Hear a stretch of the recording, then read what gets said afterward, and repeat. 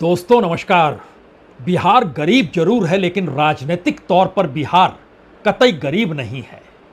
चुनाव के वक्त जितना पैसा लुटाया जाता है और चुनाव के वक्त जितना पैसा राजनीतिक दलों या नेताओं के पास होता है, शायद इस देश के बड़े बड़े और नंबर 1 राज्य भी उसमें पिछड़ जाएं। तो क्या इस चुनाव में बिहार में बहुत सारा पैसा झोंकने की तैयारी है? 24 तारीख को प्रधानमंत्री बिहार पहुंचेंगे। पंचायती राज दिवस है, उस दिन मधुबनी में रैली करेंगे और उसके बाद बिहार की राजनीतिक बिसात बीजेपी को किस तरीके से बिछानी है, इसकी शुरुआत हो जाएगी। लेकिन बिहार का एक दूसरा हिस्सा महागठबंधन के हिस्से में जाता है, जिसमें तेजस्वी के सामने यह चुनाव शायद एक ऐसा चुनाव है जिसमें तेजस्वी को ही तय करना है कि बिहार में बीजेपी और नीतीश उसकी राजनीति की किताब कैसे बंद कर दी जाए। और पूरी व्यूहरचना किसी दूसरी पॉलिटिकल पार्टी को नहीं, तेजस्वी को करनी है। और सब कुछ तेजस्वी के हवाले कांग्रेस करने को तैयार है, इस शर्त के साथ कि तय कर लीजिए आप सत्ता में आएंगे। आप कहेंगे तो हम 70 सीटों पर नहीं और कम सीटों पर लड़ेंगे। हम सीटों को कम करेंगे और मैसेज बहुत साफ तौर पर देंगे। तेजस्वी उस राजनीति के धारा में बीजेपी के सामने खड़े हैं जहां पर बिहार की जनता को तय करना है कि तेजस्वी को वो मुख्यमंत्री पद पर देखना चाहती है या नहीं चाहती है। और शायद यह मैसेज बिहार के छत्रपों के भीतर भी है। छत्रप के तौर पर मुकेश सहनी और दूसरी तरफ जीतन राम मांझी, तीसरी तरफ चिराग पासवान, चौथी तरफ पशुपति पारस और पांचवी तरफ आप कुशवाहा का नाम ले सकते हैं या छिटपुट आपको जो भी नेता नजर आ रहे हैं। और इन सब के बीच एआईएम की भी भागीदारी बिहार की राजनीति में कितने होगी, इसको लेकर भी बिसात बिछ रही होगी। लेकिन इस पूरी बिसात के केंद्र में खड़ा कौन है? नीतीश कुमार। और नीतीश कुमार खामोश हैं। नीतीश कुमार नहीं बोल रहे हैं। नीतीश कुमार राजनीतिक शोर शराबे से दूर हैं। गाहे बगाहे उनका बेटा जरूर सामने आता और कहता है पिताजी को मुख्यमंत्री बना दीजिए, जो विकास हो रहा था वो विकास होता रहेगा। लेकिन बेटे को सामने रखकर जनता दल यूनाइटेड को एक साथ रखने की कोशिश वो कहीं टूट ना जाए। और ऐसे में दिल्ली में बैठी बीजेपी नेतृत्व की कवायद कोई दूसरा शख्स नहीं बल्कि जनता दल यूनाइटेड के नेता ललन सिंह कर रहे हैं। यानी असल सिपहसालार इस वक्त ललन सिंह ही हैं, जो इस दौर में प्रधानमंत्री मोदी और गृह मंत्री अमित शाह के उस रडार पर साथ चल पड़े हैं, जहां पर बिहार की बिसात कैसे बीजेपी को बिछानी है यह तय ललन सिंह के मार्गदर्शन से होगा। क्या 3 बड़े रास्ते हैं और इन 3 बड़े रास्तों को लेकर 3 बड़ी खबरें भी हैं। पहली खबर, अभी चुनाव से पहले क्या वाकई बिहार की नौकरशाही, बिहार के नेता और मंत्री और बिहार के तमाम मंत्रालयों में पड़ा हुआ पैसा राजनीतिक तौर पर उपयोग में लाने की स्थिति में हर कोई इसलिए आ चुका है क्योंकि उसे पता है दोबारा सत्ता में लौटना मुश्किल है। इसीलिए सरकारी खजाने से प्रचार प्रसार का पैसा अलग अलग प्रचार के तहत पहली बार लगाया जा रहा है। दूसरी बड़ी बात, पैसा ही नहीं बल्कि तमाम जिलों में कलेक्टर और एसडीओ और डिस्ट्रिक्ट मजिस्ट्रेट तक को कहा गया कि बकायदा गांव के हर टोले में जाकर तय कीजिए कि क्या वाकई नीतीश कुमार जिस विकास की धारा को लेकर बिहार में अपनी सफलता देख रहे हैं वो वहां तक पहुंची है या नहीं पहुंची है। इसको अगर कम शब्दों में कहें तो पहली बार बिहार की नौकरशाही नीतीश कुमार के चुनावी प्रचार में लगेगी और इसकी तैयारी पूरी हो चुकी है। और तीसरी बड़ी बात, सब कुछ विपक्ष में तेजस्वी के हवाले है। इसीलिए तेजस्वी अब ये बोलने से चूक नहीं रहे हैं कि जाते जाते सरकारी खजाने को भी खाली करने की मंशा मौजूदा सरकार की इसलिए आन पड़ी है क्योंकि कर्ज में डूबे हुए बिहार के बाद जो ब्याज दर भी लौटाना पड़ता है वो बढ़ते बढ़ते 32,000 करोड़ तक नई सरकार के सामने मुंह बाए खड़ा होगा। 4 लाख करोड़ से ज्यादा के कर्ज में तो बिहार डूबा हुआ है। यानी आर्थिक परिस्थितियों को लेकर तेजस्वी अब ये मानकर क्या चल रहे हैं, वाकई उनकी राजनीति अब बिहार की अर्थव्यवस्था को अगर बिहार की जनता के सामने रखेगी तो शायद वह मिथ टूट जाएगा कि बिहार में सिर्फ वोट जाति समीकरणों के आश्रय होता है। लेकिन अगला सवाल, इसमें सेंध कौन लगा रहा है? दिल्ली के इशारे पर क्या वाकई इस दौर में मुकेश सहनी डिप्टी सीएम बनने का नारा उछाल रहे हैं? इस दौर में क्या वाकई चिराग पासवान को यह लगने लगा है कि अगर नीतीश कुमार दोबारा से राजनीति में सक्रिय हो चले या बीजेपी उनके पीछे खड़ी है और बीजेपी चिराग पासवान के लिए कोई बिसात नहीं बिछा रही है, तो क्या उन्हें आने वाले वक्त में 5 बरस और इंतजार करना पड़ेगा और यह इंतजार उन्हें महंगा तो नहीं पड़ जाएगा? कमोवेश ऐसी ही स्थिति जीतन राम मांझी की है, जिनके भीतर यह भय चला चला कि दरअसल दलित वोट बैंक या दलितों के आश्रय जिस राजनीति को वह साधना चाहते हैं उसकी उम्र इसी वक्त है, और इस वक्त अगर उन्होंने सेंध नहीं लगाई यानी सही पाला नहीं चुना तो फिर बिहार के बाद यानी चुनाव के बाद उनकी राजनीति का पटाक्षेप हो जाएगा। सब कुछ तेजस्वी की रणनीति और दिल्ली की बिसात पर जाकर टिक गया है, और शायद इसीलिए बातों की शुरुआत अगर की जाए तो इस बात से होनी ही चाहिए। एक तरफ तेजस्वी कह रहे हैं खजाना खाली कर रहे हैं, दूसरी तरफ राज्य के डिप्टी सीएम कह रहे हैं हम तो निकल पड़े हैं रथों पर सवार होकर बताने के लिए कि रास्ता बिहार का जाता किधर है। लगभग 600 रथ पूरे बिहार के कोने कोने में जाकर लगभग 70,000 टोले और 2 करोड़ से अधिक महिलाओं के साथ सीधा संवाद करने का काम करें।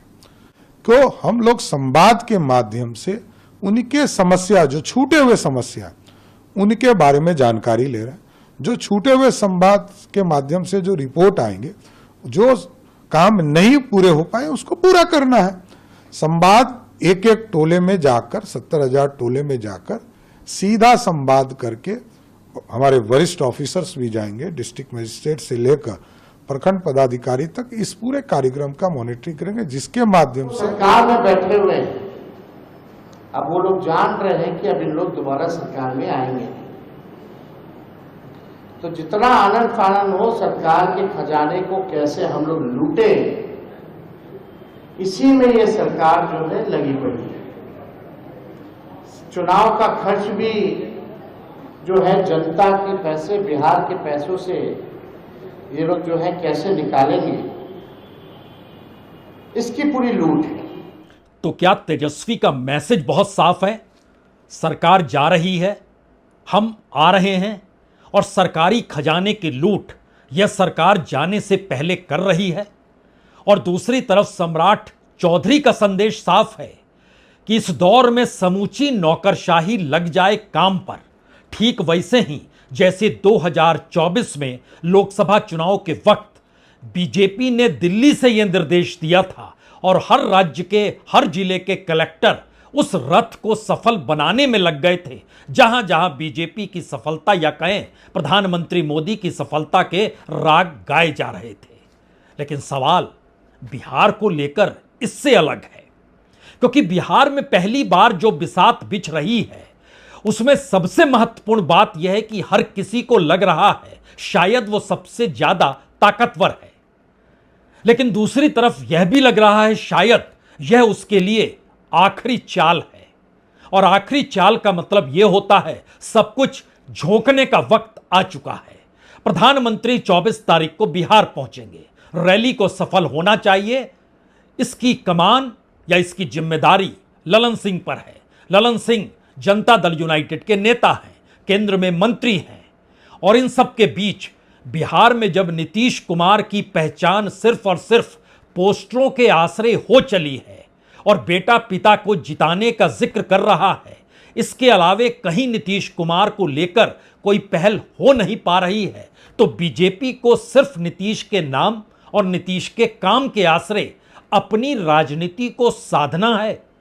और जनता दल यूनाइटेड के भीतर के नेता ये तय कर रहे हैं कि भविष्य की राजनीति में वो कहां पर खड़े होंगे और अगर सत्ता में लौटते हैं तो फिर उनका कद कैसे बीजेपी बढ़ाएगी या बीजेपी के जरिए उनका कद कैसे आने वाले वक्त में बढ़ेगा। शायद इसीलिए बिहार की राजनीति में जनता दल यूनाइटेड के नेता और बीजेपी के नेताओं में कोई अंतर इस वक्त आपको नजर नहीं आ रहा होगा। और जब यह नजर नहीं आ रहा है तो अगला सवाल जनता दल यूनाइटेड और बीजेपी के साथ खड़े चिराग पासवान का होगा। और इन सब के बीच जिक्र वीआईपी पार्टी को चलाने वाले मुकेश सहनी का भी जिक्र होगा। मुकेश सहनी पिछले विधानसभा चुनाव में एनडीए के साथी थे।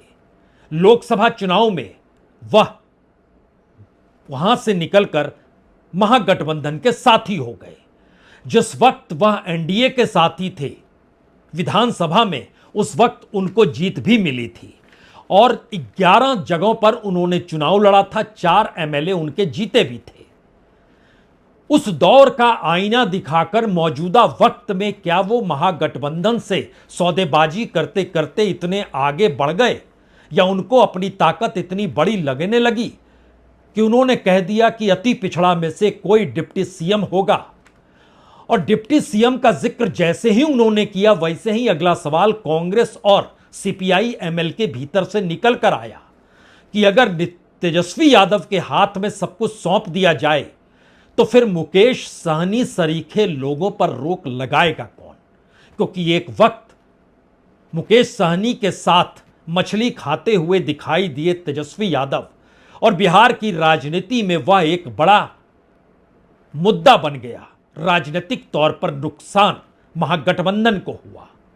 यह कोई दूर की बात नहीं है, पिछले लोकसभा चुनाव का ही जिक्र हो रहा है। लेकिन अगर आप विधानसभा चुनाव के अक्स तले चले जाएंगे और 2020 को याद करके 2025 को दोहराने की कोशिश करेंगे तो आप कह सकते हैं दिल्ली के तार बिहार तक पहुंच चुके हैं। बिहार में किस छत्रप को, किस राजनीतिक सिरे को पकड़ना है और चलना है, यह दिल्ली से तय हो रहा है। और इस बात को लेकर कांग्रेस और सीपीआई-एमएल के भीतर भी यह धमामुश्ती है कि दरअसल इस लिहाज से कैसे तेजस्वी यादव किस बिसात को बिछाएंगे जिसमें वह यह मानकर चलें कि वाकई सत्ता में आना होगा या नहीं होगा।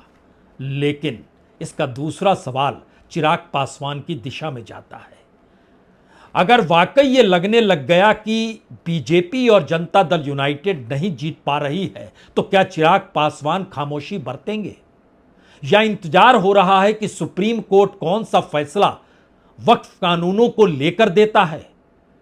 क्योंकि एक झटके में अगर चिराग पासवान के वोट मुस्लिम वोट बैंक खिसक जाएं तो चिराग पासवान के लिए जीत किसी भी सीट पर मुश्किल हो जाएगी, 4 सीटों को छोड़कर, जहां पर वो अपने वोट बैंक के जरिए जीत सकते हैं। लेकिन उसके बाद बड़ा वैक्यूम है। तो वो भविष्य की राजनीति साधने के लिए क्या एक बार फिर बिहार की राजनीति भतीजे को नहीं चचा को देखेगी। और चचा का मतलब पशुपति पारस है, जो इस दौर में महागठबंधन के साथ खड़े होने की दिशा में कदम बढ़ा चुके हैं। हमें लगता है 3 बातें बड़ी महत्वपूर्ण है बिहार की राजनीति में इस वक्त। जो दिल्ली बिसात बिछा रही है, जो पटना के भीतर सियासत खेली जा रही है और जो महागठबंधन के भीतर तेजस्वी यादव के सामने सवाल भी है और तेजस्वी यादव को लेकर सवाल भी है। उसमें छोटे छोटे राजनीतिक दलों को लेकर क्या तेजस्वी यादव ये मानकर चल रहे हैं कि हर दल की उपयोगिता है, वह 1% वोट भी क्यों ना लेकर आए। क्योंकि वीआईपी को जो वोट मिला था विधानसभा में वह 1.5% वोट मिला था, 1.52% वोट मिला था। लेकिन लोकसभा इलेक्शन में वोट का परसेंटेज 2.71 था।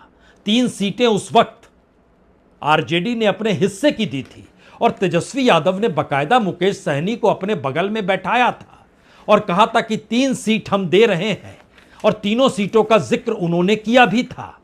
गोपालगंज, झंझारपुर, मोतिहारी, किसी पर भी जीत नहीं पाए मुकेश सहनी की पार्टी। हमें लगता है एक बार याद कीजिए, क्योंकि बिहार की राजनीति में बड़ा मोड़ कहां पर खड़ा है इसके बाद आप समझ जाएंगे। तो हम लोग इनका स्वागत करते हैं और साथ ही साथ हमारी भी जिम्मेवारी बनती है कि इनको साथ लेकर के हम चलने का काम करें और इनको भी सम्मान दें। तो उसी तर्ज पर जैसा आप लोगों के जानकारी में है, जैसा महागठबंधन ने ऐलान किया था इसी जगह पे कि 26 सीटें जो है राष्ट्रीय जनता दल चुनाव लड़ेगी। तो हम राष्ट्रीय जनता दल अपने कोटे में से उस 26 सीटों में से हम 3 सीट जो है मुकेश सहनी जी को हमारे पार्टी का निर्णय हुआ है। ये तस्वीर, ये बातें बरस भर पुरानी है, जब एनडीए छोड़कर मुकेश सहनी यानी वीआईपी के नेता महागठबंधन में शामिल हुए थे।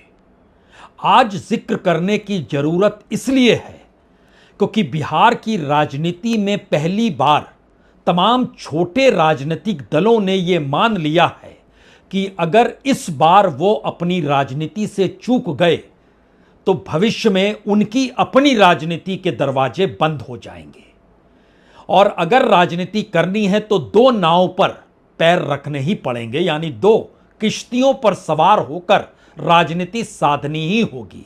यानी जिस तरफ जाएं या उसी तरफ जाएं जहां सत्ता मिलनी तय हो। और सत्ता मिलनी तय का मतलब यह है कि आने वाले वक्त में आपको एनडीए से प्रेम छोटे राजनीतिक दलों के भीतर की आवाज सुनाई देगी। तेजस्वी यादव को नेता मानना छोटे राजनीतिक दलों से सुनाई देगी, यानी दोनों तरफ के स्वर आपको अलग अलग तरीके से सुनाई देने वाले हैं।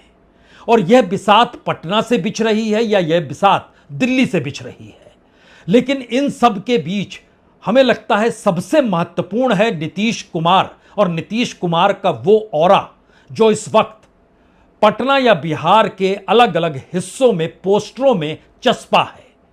और हर हफ्ते बेटे निशांत बाहर निकलते हैं और जिक्र इस बात का खुले तौर पर करते हैं कि पिताजी को मुख्यमंत्री बनाइए, पिताजी ने विकास का बहुत काम किया है और जनता को ही तय करना है तो जनता ही तय करेगी। और उसे याद रखना चाहिए 2005 से पहले की स्थिति और 2005 के बाद की स्थिति। निशांत, कई मौकों पर हमने कहा है, वो राजनीति में है नहीं, लेकिन राजनीतिक तौर पर जिन बातों को जिस तर्ज पर रख रहे हैं वो बिहार के भीतर की उस राजनीतिक शून्यता को उभार देता है, जहां पर अगर जातीय समीकरण के आश्रय वोटों के निर्माण का जिक्र होगा, यानी वोट पड़ेंगे इस चुनाव में, तो वहां पर बड़ी मुश्किल हो जाएगी तेजस्वी के सामने कि एक तरफ यादव और मुस्लिम वोट और उसके बाद अति पिछड़ा वोट कहां जाएगा, ओबीसी का वोट कितने हिस्सों में बटेगा। और दूसरी तरफ कांग्रेस का चेहरा इस वक्त कन्हैया कुमार है। प्रशांत किशोर केजरीवाल की तर्ज पर बिहार में राजनीति साधने निकले हैं, लेकिन दिल्ली में जाति मायने नहीं रखती है, बिहार में रहती है। तो कन्हैया कुमार जिस जाति के हैं उसी जाति के प्रशांत किशोर भी हैं, यानी जाति के हिसाब से वोटों का पड़ना प्रशांत किशोर के वोट को क्या कांग्रेस के कन्हैया कुमार के जरिए कम करता है, और तेजस्वी इसे बाखूबी भांप चुके हैं, इसीलिए वो खामोशी बरतते हैं। कन्हैया कुमार की लड़ाई तो प्रशांत किशोर की जाति को लेकर है और जाति में चीजें उलझेंगी, इसीलिए वह मुकेश सहनी की बात पर काटते नहीं हैं कि अति पिछड़ा का जिक्र तो होना चाहिए, क्योंकि इस दौर में अति पिछड़े के वोट जो बड़े मायने रखते हैं वो अगर तकरीबन 4% भी अगर साथ में जुड़ जाएं आरजेडी के, तो आरजेडी को सत्ता मिलना तय है। लेकिन हमें लगता है एक क्षण के लिए पोस्टर, वह भी नीतीश कुमार का, और बात बेटे की वह भी पिता नीतीश कुमार को लेकर जरूर सुननी चाहिए।